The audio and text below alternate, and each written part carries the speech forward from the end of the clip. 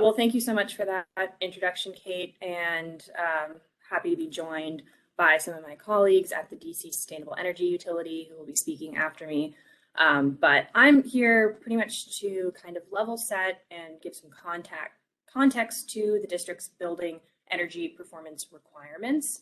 And so, as Kate mentioned, this is a two-part session. First one we'll be covering is our foundational program that's been around for about 10 years now, which is energy benchmarking. And then that will help set us up for the next webinar, which will be focusing on the building energy performance standards. So to reiterate, my name is Joanna Saunders. I'm a program analyst with the District Department of Energy and Environment in the Building Performance and Enforcement branch. And my role is overseeing kind of the day-to-day operations, implementation, and enforcement of our building energy requirements. So to kind of set where these requirements first started, the district, and specifically Mayor Bowser, has this vision called the Sustainable DC vision, which is to make DC the healthiest, greenest, most livable city in the country. So what does that mean? That means not only adapting to climate change, mitigating climate change, it includes making our rivers cleaner, our air cleaner. We're going to be focusing in on specifically this climate and energy piece. So in order to implement this Sustainable DC vision, the Department of Energy and Environment released what we call the Sustainable DC Plan, which was re-released a few years ago and updated, but essentially maintains this same idea of how do we actually achieve this vision of being the cleanest, greenest, most livable city. And so within Sustainable DC, there's kind of these two important subsections. One focuses on climate mitigation and one focuses on climate adaptation. So climate adaptation is basically saying, we know that climate change is already happening. It's already affecting our communities. How do we adapt to those changes in a way that is equitable and sets people up for future and potentially increased impacts?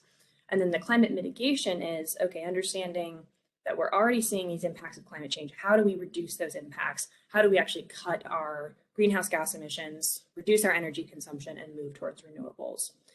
So that is all nestled in what is called the Clean Energy DC Plan. And under the Clean Energy DC Plan, the district is tasked with cutting energy use by 50% by 2032, becoming 50% renewable, having net zero new buildings, net zero retrofits, and cutting our greenhouse gas emissions by 50%.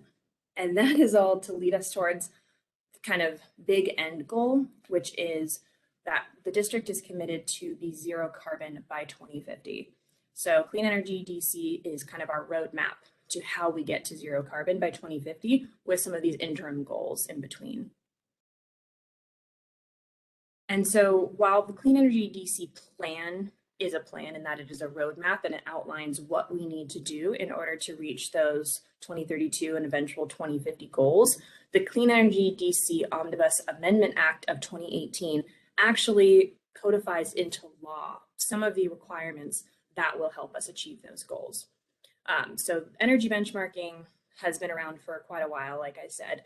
That was originally established in the Clean and Affordable Energy Act of 2008, so a decade before the Clean Energy DC Act.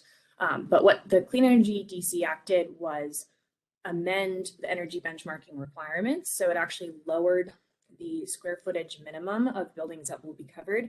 So that is to say that over time, more and more buildings in the district will be covered by this energy benchmarking law.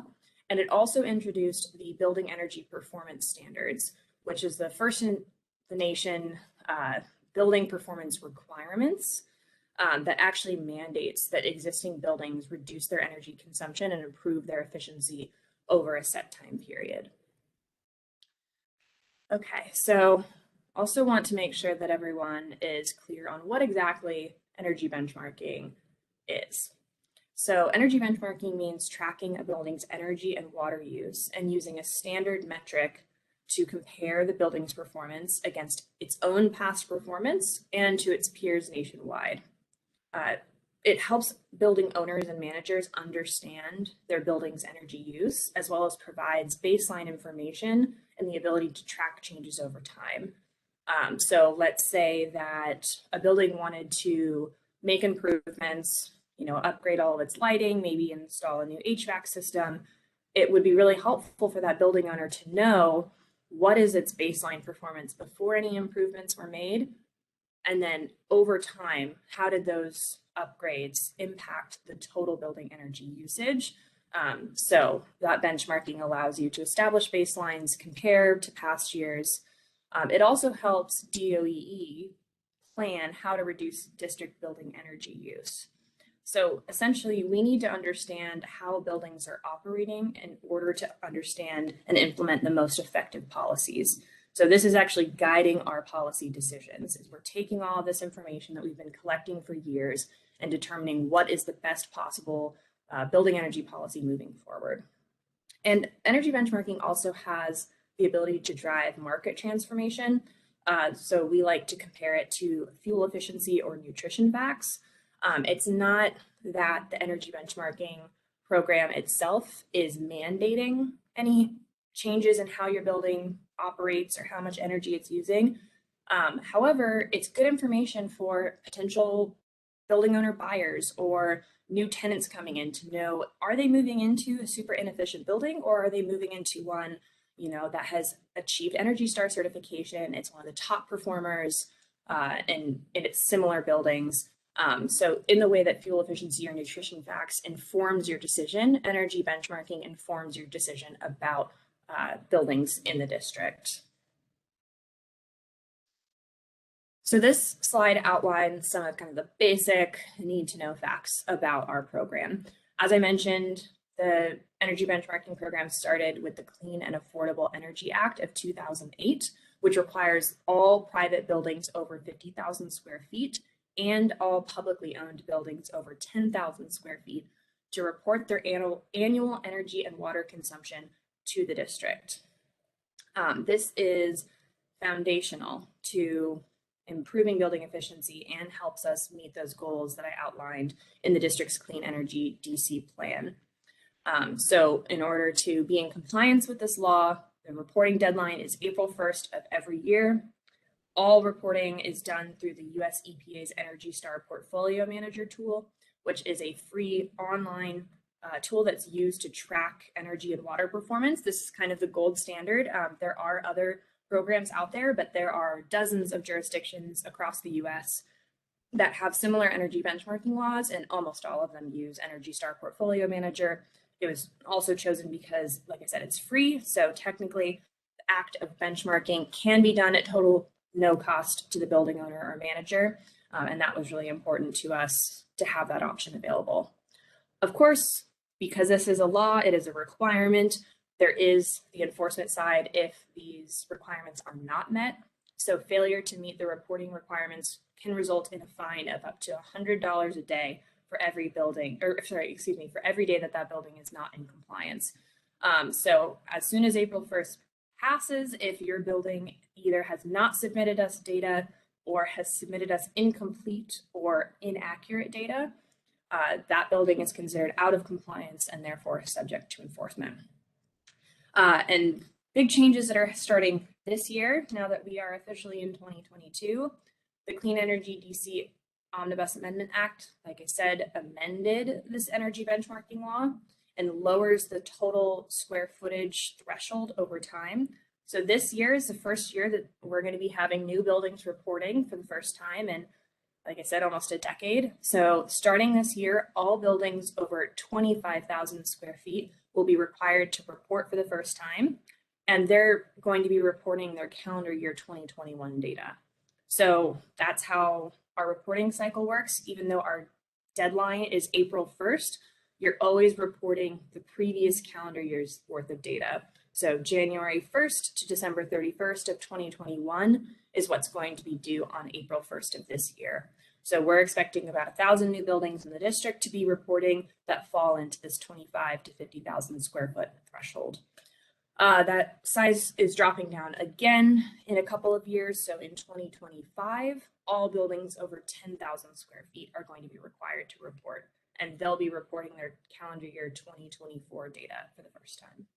I know that's a lot of dates, but essentially you can think of any given reporting year, you're going to be reporting the year before, and this year is the first year that our threshold is dropping down, and we're expecting a lot of new buildings to be reporting for a total of about 3,000 total covered buildings in the district. And while the focus of this presentation is on benchmarking, I would be remiss not to mention the Building Energy Performance Standards. And so that was established in the Clean Energy DC Amendment Act, and it requires the establishment of a building energy performance standard that sets a minimum threshold for energy performance that will be no lower than the local median Energy Star score by property type or equivalent metric. So that essentially means that we are taking all of the buildings that are currently covered, which are all the buildings over 50,000 square feet. We have compared them to each other and established a local median. So that means that we're only comparing DC buildings to similar DC buildings. We're not going to be comparing a 200,000 square foot office building to a 200 square foot office building in Kansas. We are comparing like buildings within the District of Columbia so that they're being fairly evaluated. And so depending on your property type, you have to determine if you are above or below that standard that was set. If you are below, then you will be entering a compliance cycle and required to reduce your energy consumption over time. I'll get into much more detail in next week's session about the building energy performance standards, but did want to mention it here. And I mention it because the BEPS are set by the energy benchmarking data. And that's why this program is so important. This is the baseline. This is the foundation to any future building performance requirements. We use the 2019 calendar year data to determine whether or not buildings will meet the BEPS or not. And then we're going to evaluate them based on the benchmarking report submitted in 2026. The other big change, and one that I'll focus in a little bit on in the next few slides, is a new benchmarking requirement that was also introduced with the Clean Energy DC Amendment Act, which is a third-party data verification requirement. So this won't take effect until 2024. However, now that it's 2022, that's not too far off. And also it's important for not only building owners, but those who might actually be performing the third-party data verification to understand what this requirement means and how buildings what they'll need to do in order to satisfy the requirement. So this is a chart here that goes over the reporting requirement dates and as well as the data verification requirement dates. So you can see here, now that we're in 2022, we're going to be requiring all buildings over 25,000 square feet to report their data. And all of those buildings over 25,000 square feet will also have their first data verification requirement in 2024. Well, and I'll also pause here and say it begins in 2024, but it is not a one-time requirement. It'll be something that is required every 3 years beginning in 2024. So again, important for this audience because this is not a one-off requirement, but something that will be continuously required of building owners.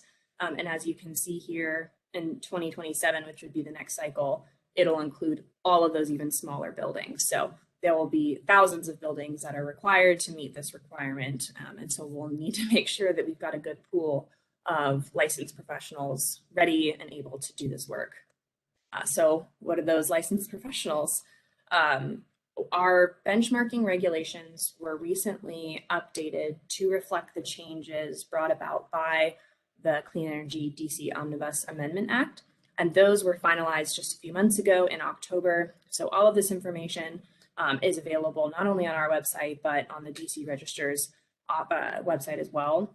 But our regulations state that an individual can be what we call an approved district data verifier if they possess one of the following licenses, credentials, or certifications and are currently in good standing with that credential or licensing body.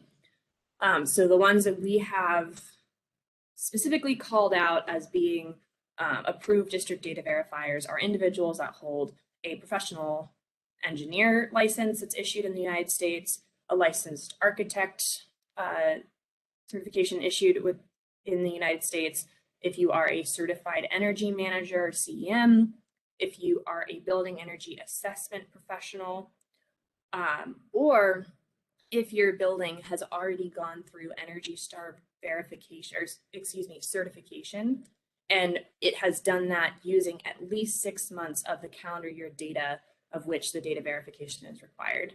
And I know that wording can be a bit confusing, but basically buildings are able to seek out Energy Star certification if they are in the top 25% of performing buildings in the US. So that means they have an Energy Star score of 75 or above. And so if your building is a high performer and has an Energy Star score of 75 or above, which is on a scale of 1 to 100, you can apply for Energy Star certification, which is essentially a recognition that your building is a high performer. And part of this Energy Star certification is a data verification. And so they would go in, they would visit your property, they would verify all of your energy and water inputs, and one of these licensed professionals would sign off saying you're certified. So if a building has done this certification in the year that is required to be verified, we consider that to count as an approved district data verifier.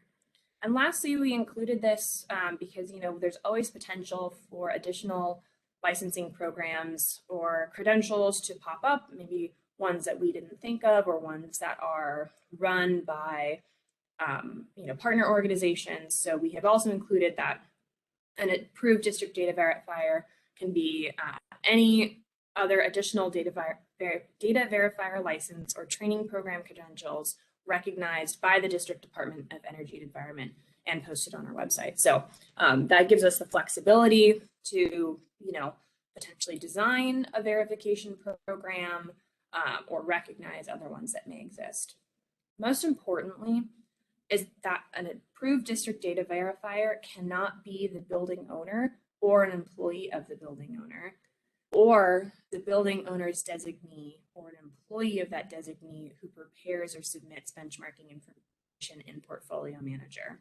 So that means that if you are the responsible party for benchmarking a property, you cannot be the one to submit data, to submit a data verification on behalf of that building. And that's where this third party aspect comes in. And so I think that's important for this audience because there might be folks who are interested in providing benchmarking services for buildings now, but it's important that you know that if you are doing the benchmarking for a building, you cannot also be a verifier for that building. And in order to conduct a data verification, an approved data verifier must complete the Energy Star data verification checklist, which is available on Energy Star Portfolio Manager and does not include certain aspects such as the waste and indoor air quality sections. But essentially, we're asking data verifiers to do an Energy Star certification. And so they would go into Portfolio Manager, download this checklist, maybe do a site visit, though that's not required.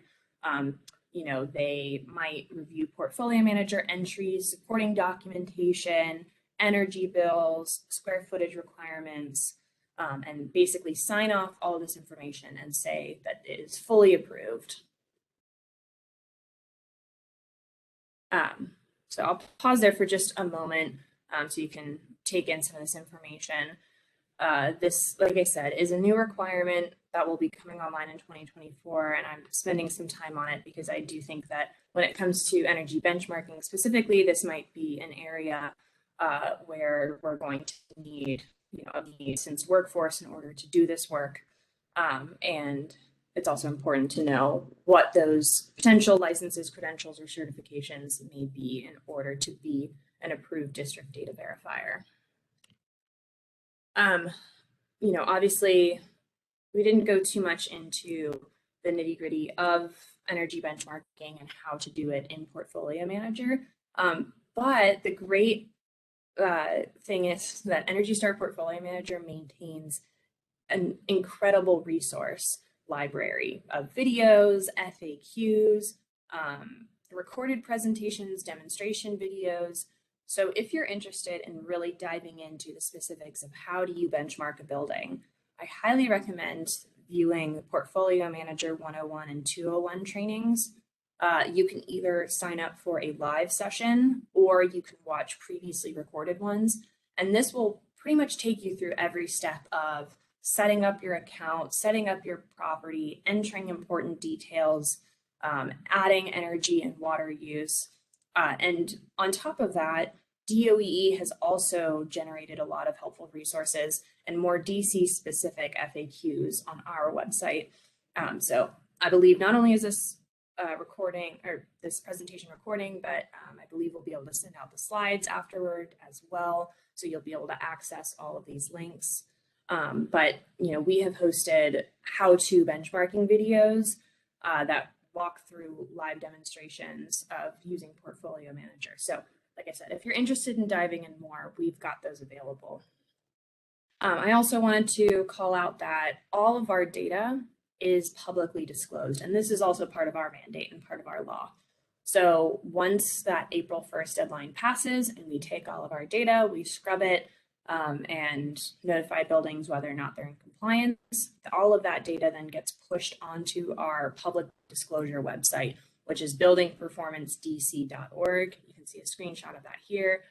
It's a really cool interactive map that allows you to filter by high number of things. You can search by Energy Star score if you just want to see the high performers or the low performers. You can search for a specific building. You can search by year if you're interested in seeing how the building has performed over time.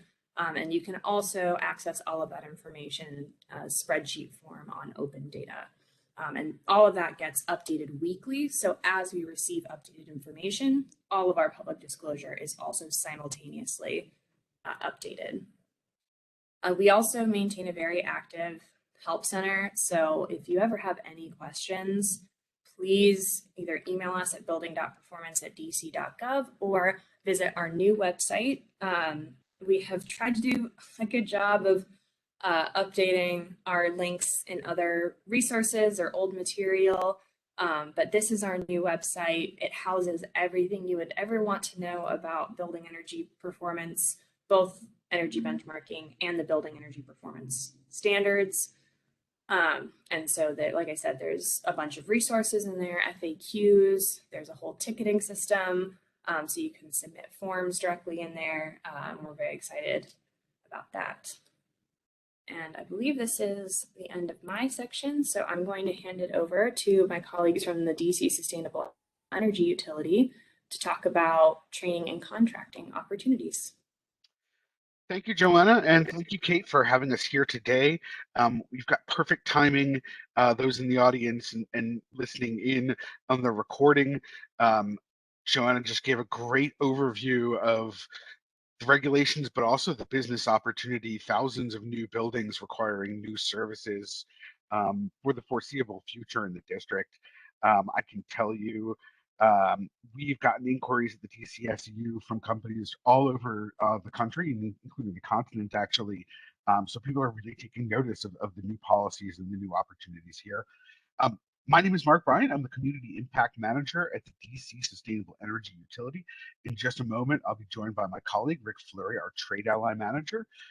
Together, we represent folks at the DCSU that you can contact for training and contracting opportunities related to both benchmarking and building energy performance standard, as well as all sorts of various programs and projects related to energy efficiency, and renewables in the district.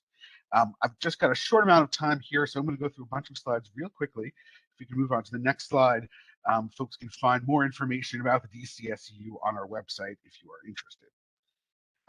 I'm here today to tell you that the district had the foresight back in 2018 to pass the Sustainable Energy Infrastructure Capacity Building Pipeline Program in order to actually put resources for training behind all the various programs and policies that we just discussed. So I'm happy to say that we have in our third year of a program. It's called Train Green. SEI CBP is the name of the program. Legislatively, we call the program Train Green, colloquially. We're now in our third year, and it really is designed to assist CBE and CBE eligible firms in the district to get these new skills around energy efficiency, renewables, auditing, benchmarking, et cetera, in order to be able to provide these service to district owners and get those preferential contracting opportunities along with the CBE status. Next slide, please. The Train Green program is really set up to serve the district. Just this past year, we had 125 CBEs and district-based businesses that took advantage of these courses. 19 courses, 20 courses actually, 19 individual courses that we had over a 3-month period. It's going to be a lot longer for this year and starts in just a few weeks. 67 DC residents, it's not just CBEs, but it's over DC residents as well. Out of 217, that represents a doubling of the amount of total program participants from the previous year. And then 136 of those were associated with the CBE. Next slide, please. So we're providing a range, providing this to a range of folks in the area. Of course, CBEs and CBE eligible firms are the first come, first serve in the tier ones. These tiers of criteria determine whether or not a participant is allowed to register for the program. I'm noting it here for those who may potentially be interested in signing up, but for those who may also be interested in being instructors as well. Tier 2 includes district residents working outside of the district. So if you live in the district and are working on buildings outside the district, or if you live outside of the district, but you're working in buildings inside the district for a CBE or CBE eligible firm, that's the second tier. And then finally, non-residents and businesses working in the greater DMV area in the energy built environment. Next slide, please. So here is a list. These are all the various courses that we were able to provide last year. In a moment, I'll show you how it's organized for the current year, but it really covers all the various aspects of building energy maintenance and analysis needed to do a lot of the work. We'll note that we are providing many, if all of the certifications that are necessary to do the third-party data verification here. PE and AIA, those are delivered by those organizations respectively, but we will have seats for the certified energy manager and hopefully the BEAP as well coming in just the next few weeks. So if you have staff that are interested in learning these skills to take on these new services, we have free training for you coming up soon.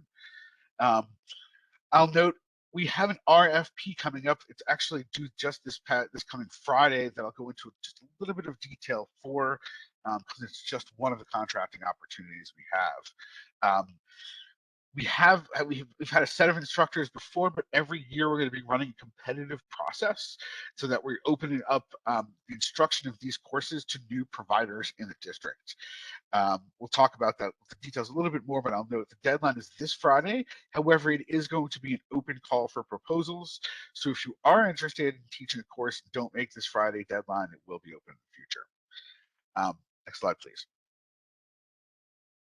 And part of the evolution of the Train Green program, we've adopted both levels of difficulty as well as pathways so that anybody from in the beginning of their career that wants to get involved in energy in the built environment, from all the way to mid-career to advanced career professionals, can find training opportunities to learn new skills or build on existing skills.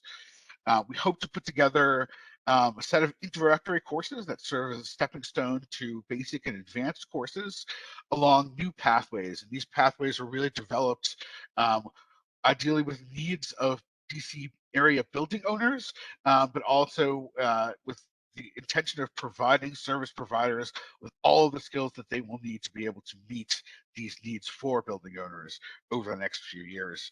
A lot of this information will be on our website.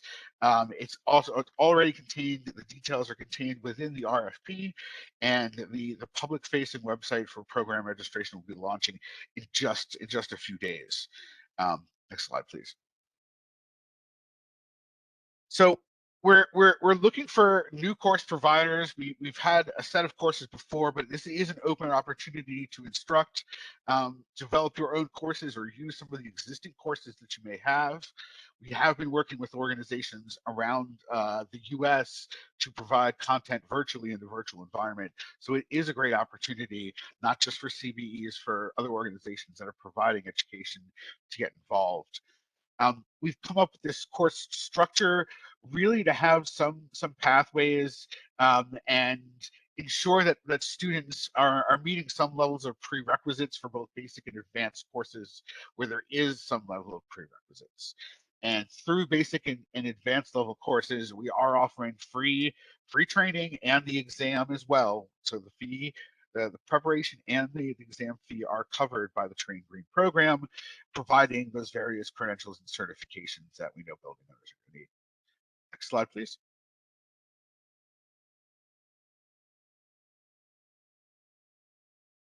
What I want to note about introductory courses, we are really looking for Spanish language instructors and Spanish language courses, even if they're pre-recorded on demand, because reaching this audience within the contracting and subcontracting community is a program goal of ours, and it is a gap that we are trying to fulfill. But we are looking for introductory courses to provide that stepping stone. Next slide, please.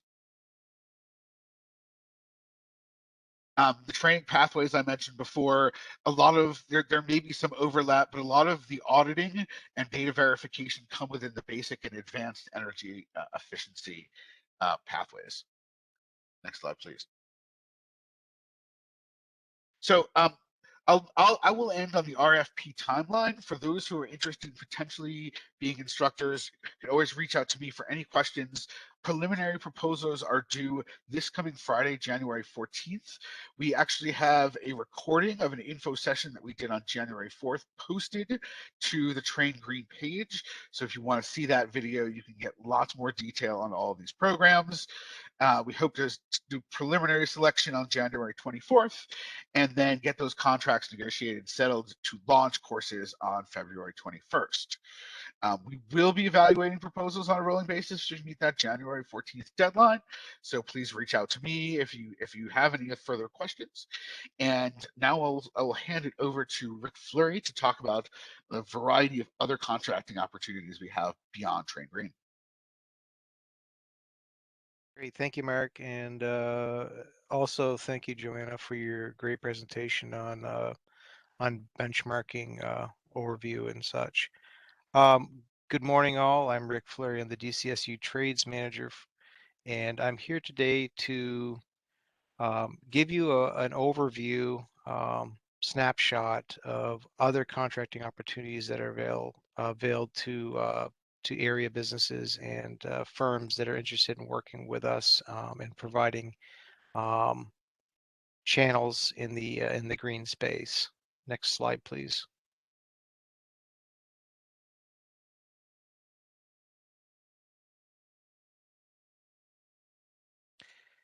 We currently have 6 attachments slash functional category. Whoops, can we go back one slide? Thank you. We currently have 6 attachments slash functional categories open on a rolling basis during our contract period for firms interested in applying to provide a level of service based on the functional category need. I'm going to cover them real quickly here and then get into a detailed discussion around 2 of the functional categories. Attachments A and B are driven for what I would call direct service level type contractors.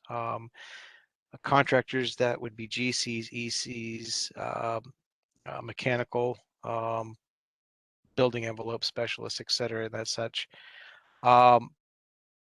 Really around the direct installation or direct services of those, the installation of those measures into appropriate buildings in the District of Columbia.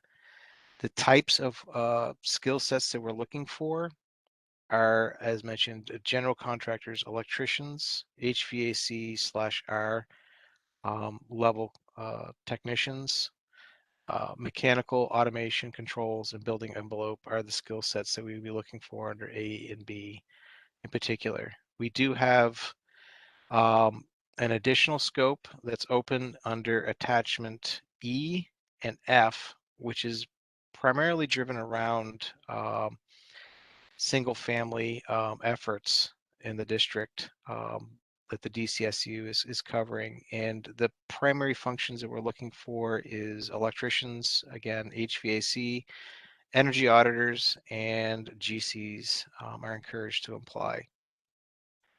Attachment C is specifically around a product that we provide to the marketplace around what's called energy kits, which is it's a package of measures as part of one of our programs that offers energy efficient lighting, LED lighting, aerators, power strips, etc.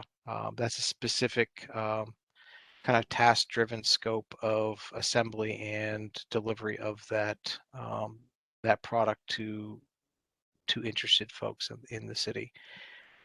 Attachment D, which is tied in particular to some of the skill sets that Mark had mentioned, is really around the energy auditing,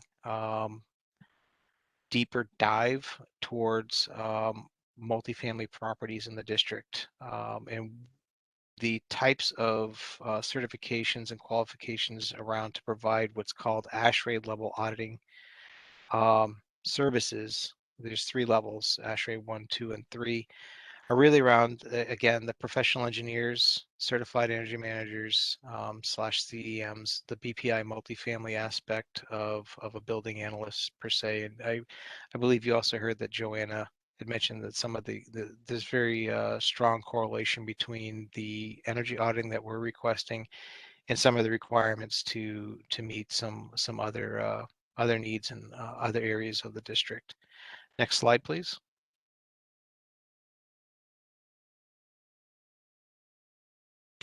As I mentioned, income qualified services, aka attachment B, is really the direct install portion of the services that we provide at the DCSEU. This would be a direct contracting relationship with qualified firms working in conjunction with folks in the district interested in upgrading based on the audit results through attachment D. Next slide, please. And once again, attachment D is really providing three possible different levels of auditing experience. Primarily, we are looking at providing a plethora of opportunity for approximately 100 or so income eligible properties in the district in receiving this type of service, primarily around category 2. And what this deeper dive will allow these buildings to demonstrate is where the opportunities arise in increasing their energy portfolio manager building energy score in the next few years. You're encouraged to apply for category 1 and category 3, but the main course of work will be around category 2 ASHRAE level auditing. Next slide, please. In order to submit proposals, either through the open RFQ process or through what Mark had mentioned earlier about our open solicitation under an RFP process for being a training service provider, please follow, and I did hear earlier that we are sharing these slides, so these hyperlinks will be most useful in a sense that we encourage anyone that wants to provide either service for being a trainer or providing training services or becoming a contractor providing direct services and or energy auditing to go to our portal and submit your proposals. New bidders will have to create an account, as you can see here, and overall, if you run into an issue with the system, please use the web portal help@dcsu.com link, and we'll get right back to you to help you either get enrolled or to reset your account if you forget your password. The responses have to be in the formats that are required that are posted on our website.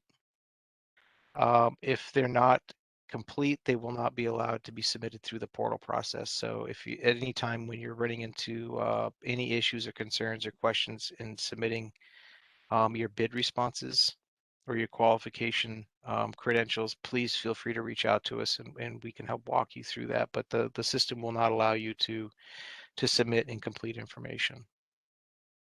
Next slide, please.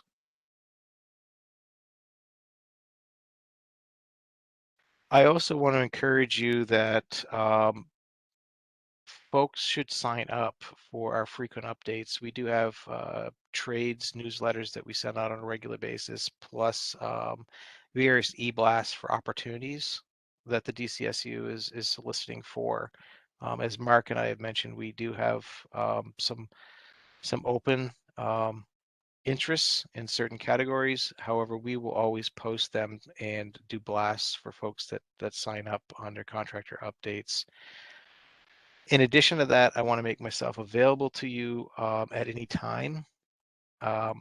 Please feel free to use that link, the Calendly link, and you can set up a one-on-one check-in with me directly, and we can cover any specific needs that your firm may have in working with us, or any feedback or comments on what we can do to help assist you in any fashion. Next slide, please. And once again, I want to just take this brief moment to thank you on behalf of Mark and myself for listening to our presentation, as well as Joanna's excellent overview. And I'm going to turn it back over to you, Kate. Wonderful. Thank you so much for all of this information. And as was noted, we'll get a copy of this slide deck and share that along with the recording when both of those come out. That way you have access to all these links. There were a number of questions in the chat. I think some of them might have been answered, but I think it'll be great to go through all of them. So I'm just going to take them in order. And if our panel can just determine who the best person is for that, that would be great. So the first one is, could you provide a list of resources targeting areas in the city that served underserved communities or homeowners with limited financial resources? I can answer part of this. So we are trying to get a better understanding of what buildings might be lower resource in that they don't have the time or the funding available to submit these benchmarking requirements themselves. We know that most of the times these are smaller multifamily buildings.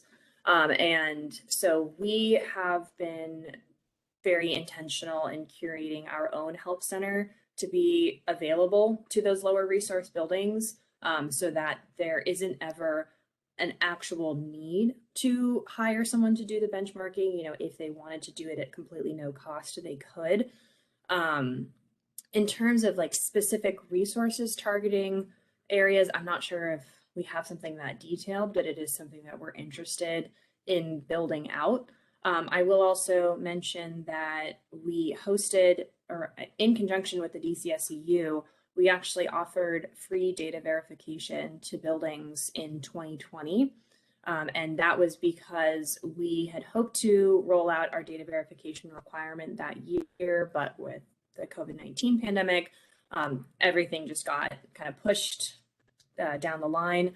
So we thought it was really important to still offer that to buildings, but we didn't want it to be something that was financially burdensome.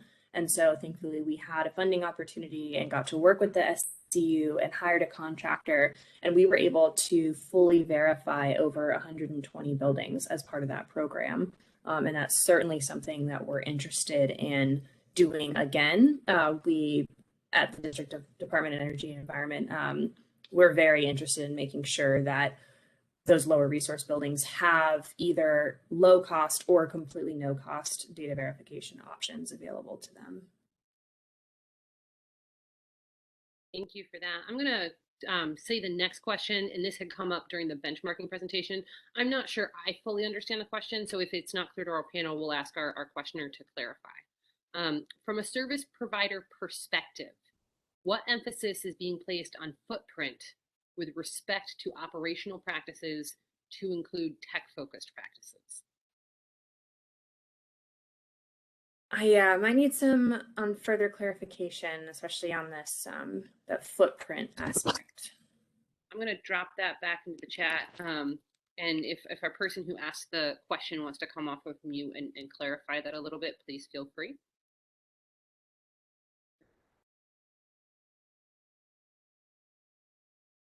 I might move to the next question. We can come back to that if the person who asked that question wants to add more clarification. This also came up during the during benchmarking. I think it's somewhat been answered, but I think we can pinpoint the answer. Does the district have the manpower or monitoring system in place to manage compliance? Yeah, that's a great question. We are a small team, but we are rapidly growing. I will say that over the last few years, we have had a 96% benchmarking submission rate and an over 90% compliance rate every year for the past 3 years. So that indicates to us that we are reaching the majority of our covered buildings and we are setting them up for success. And those ones that maybe, you know, don't get their data in on time or have incomplete or inaccurate data, our enforcement procedures are kind of bringing in those last buildings into compliance. So we have a whole enforcement process. We send formal warnings first. We give building owners the opportunity to make corrections and submit data, and then we move into the fine. We don't, I will say, even if we wanted to, I don't think it'd be logistically possible to, you know, April 2nd start sending out fines. We really are of the mind that it's more important that we get the data. We are not a profit generating program in that no one's salary is being paid by these notices of infraction or these fines. They're there just so that there is some stick, but we're mostly focusing on the carrot piece. And that's why we have a really active help center. So, you know, this year, things might look a little bit different. We have 1,000 new buildings and we are not 100% sure how many of those buildings are aware of this requirement. We're doing our best to aggressively outreach, find the best points of contact. You know, I call on all of you if you know any buildings in the district between 25 and 50,000 square feet to let them know that this is a requirement coming up. But we also do have increased staff capacity focused specifically on enforcement so that, you know, on the off chance that we don't get as high of a compliance and submission rate as we've seen in the past, we do have other mechanisms. Thank you for that. We did get some clarification. It's also in the chat if you want to reread the question and then the clarification. So from a service provider perspective, what emphasis is being placed on carbon footprint, you know, regarding the equipment and protocol for carbon footprint for those operational practices, and what sort of tech-focused practices are coming in regarding the carbon footprint? Yeah, so I can do my best to answer that question. You know, the building energy performance standards are based on an energy metrics, and it's not a carbon-based metric. Though we have been tasked, and it is part of the law that we are required to evaluate if a carbon-based metric is preferred. So we're seeing if, you know, should we switch to a greenhouse gas carbon metric versus this energy, like pure energy savings metric. But right now, the building energy performance standards are based on energy reduction. there are multiple pathways, and like I said, I'll get into much more detail during the BEPS presentation. But for our standard principal performance pathway, which is just a mandate that you reduce your energy consumption by 20%, basically you can do that in whatever manner you see fit. We're not evaluating the carbon footprint of operational or technological changes that got you to that 20%. What we're looking at is, all right, compared to your baseline year and your evaluation year, did you reduce your energy consumption by 20%? Now, there are other pathways that do have some mandates around, fossil fuel upgrades or, electrification. So I won't say that broad stroke, we never look at that. But if we're just talking about, the standard itself and the performance pathway of reducing energy consumption, we're looking at that final end use energy, not the embedded carbon or carbon footprint of operational changes. Thank you for that. Go ahead. I'll just take a moment to add, with our new 5-year contract with the district, the DCSEU, we do have GHG goals associated with all of our different programs. So it is something that we take into account when we look at potential projects and what kind of incentives we're able to provide in that front. I doubt it's news to anybody on the call here, but we are very much pushing for electrification in our projects. We're not offering gas incentives for most projects. In a few, maybe select cases with DOEE approval, it might be for affordable housing projects, but that's a clear direction in terms of the equipment and technology. And in terms of future business opportunities, electrification, doing carbon footprinting, of course, I think is going to be valuable for building owners, but installing of heat pumps in both the single family and commercial contexts will definitely be a future opportunity. Wonderful. And we have a good set of questions. We're going to keep moving through them, but I wanted to deepen in on this point just briefly. I know the DOEE website has a great amount of information about sustainable DC, about the Clean Energy Omnibus. If you were to give some advice to someone, if they were going to start looking through that information and just absorb more about some of these overall efforts, this is one very big effort, but some of the additional efforts that might tie in, how might you suggest that someone start navigating your website or other resources to get to more? Yeah, that's a hard question because, like you said, we just have so much information, for better or worse, and so I would say kind of how I outlined it in the presentation of, start with sustainable DC, get an idea of like the broad district goals when it comes to sustainability.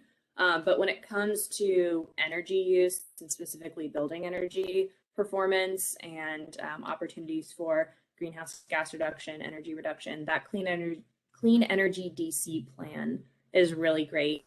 It's clear, well written, there's wonderful graphics, and I think that would be a really good place to start. And then for those who are interested in really honing in on, building energy performance, I would say our website specifically, going through the FAQs, kind of like what is BEPS, what is benchmarking, what does it all mean? I will also say that, we don't expect the layperson to go and read dense regulations. So for the building energy performance standards specifically, we have written a guidebook that just outlines basically every step of the program, what each pathway means, what building owners need to do, what contractors would need to do if they're hired, what's going to be required, what dates those things are required. And while that is an 80-page document currently, we are actively working to break it down into really digestible articles to put on our website. So if someone wanted information on, I want to know about the performance pathway where I have to reduce my energy consumption by 20%, or like as a contractor, I want to know what are the requirements of the prescriptive pathway, you could go into our website and go to that specific article and get all the information that you need. So we're actively working on that. It's not up yet because we're waiting for our guidebook to be finalized as well. But that is a resource that we anticipate to have available in the next, hopefully 2 months. Thank you for that. We have a question on data verification, and I think you talked a bit about this when you were talking about costs and it being covered in different ways. But the question, and maybe we can reiterate, if the requirement is a third party, has the district considered some type of credit or support to offset the cost of data verification? Yes. So while we don't have a specific program in place right now, mostly because the requirement isn't for another 2 years, and so we're thinking about it, but we're not necessarily implementing right this moment. It is certainly a priority of our program, of our team, to make sure that there is low cost and no cost options. So maybe that's something like working with SEU again to hire contractors to provide this. Maybe we offer some kind of low cost credentialing program so that they could be offered to building owners at a reduced price. So I will just say, yes, that is 100% part of our plan and priority. We don't know what that looks like exactly, but that is something that we intend to offer. I think that might be a great moment. I don't know if either of our guests from DCSEU, we talked a lot about these specific pieces, and we don't have to go through everything that DCSEU does, but I know that you do a lot of other things. If you had like a 30-second clip promo for people to look at some of the other stuff on the website and know some of the other things that DCSEU is doing. Yeah, for summary's sake, the DSCSU certainly, as Mark mentioned, touches several different angles. For time, I would recommend that folks use the Calendly link, and I can walk them through kind of a DCSU 101 overview of all the services that we provide. I was just reviewing some of the additional questions. For instance, concerted efforts around Ward 7 and 8, for instance. The DCSU certainly has a plethora of metrics. One of the metrics that we have is around income eligible properties in the services that we provide. And I could go in and speak another whole hour on that as well. So I would encourage folks to use that link, and I'll do a custom tailored one-on-one with you all to help answer the questions. But in the highest level of looking at it, if you have an opportunity or a project within the district that is trying to accomplish energy efficiency, for instance, the first and foremost thing to do is just reach out to us in that sense, and we will have, regardless of market segment, or whether if it's income eligible multifamily or hospitality or healthcare clinics or whatever, we have a very dedicated team of what I would call vertical account managers, in the sense that can address specific needs by not only channel, but also by certain technologies and desires of an overall outcome. I'm just being time sensitive. As I said, as Kate, I could go on for an hour on the deep dives, but feel free to use that link. And as we go on, I'm going to put the link into the chat for, start a project with us, because that's the first level of engagement, at least electronically. You can always use the info at DCSU to send us specific questions. I'm here for you overall, so I can be the gateway for anyone involved to help find the answer. If I don't know necessarily the answer, I will certainly track it down with the subject matter experts like Mark and such. Thank you so much for that. And just to put a shout out, as Rick said, he has been incredibly helpful when I have called him to try to do a deeper dive on things. And I highly recommend that you take advantage of that opportunity. It is fantastic. I know that we are at time, so I don't know, Joanna, if you might be able to just tell us a little bit about the session that's coming up next week. I've dropped the link in the chat. If you were here today, you will get the reminder to sign up, and we will also record that. But if you could give us just a little bit of a preview, and then I think we'll go ahead and end the recording. Yeah, happy to. So next week, our focus is on the building energy performance standards. And so this is taking this foundational energy benchmarking data and actually now mandating specific building performance requirements. So we know how your building is performing. Now we need you to make updates if you are on the lower half of building performers in the district. So that presentation will cover, the legislation that got us to the building energy performance standards. We'll talk about compliance cycles, important deadlines. We'll talk about the different ways that buildings can come into compliance with the building energy performance standards. We'll talk about important metrics, and we'll talk about, evaluation and kind of next steps and where we see the program going.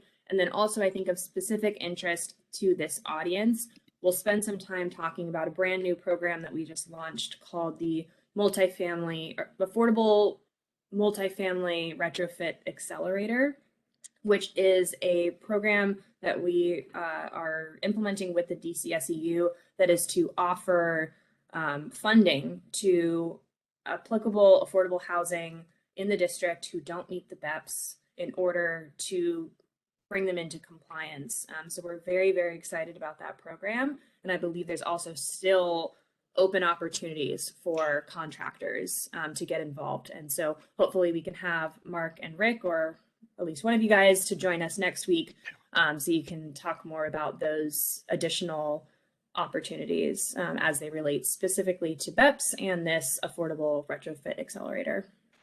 Yeah, thanks, Joanna. And thank you for mentioning that again.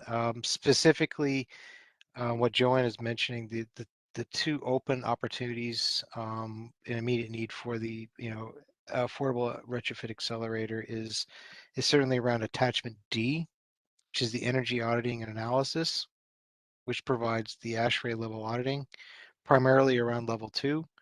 In addition to that, as mentioned, the installation piece, is working with the direct services piece in conjunction with the results of the audit, attachment B of the rolling RFQ. And those RFQs are open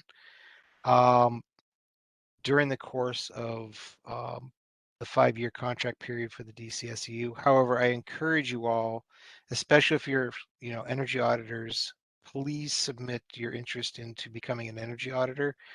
And let's have that conversation because there is a huge lift and a huge opportunity from a contracting perspective.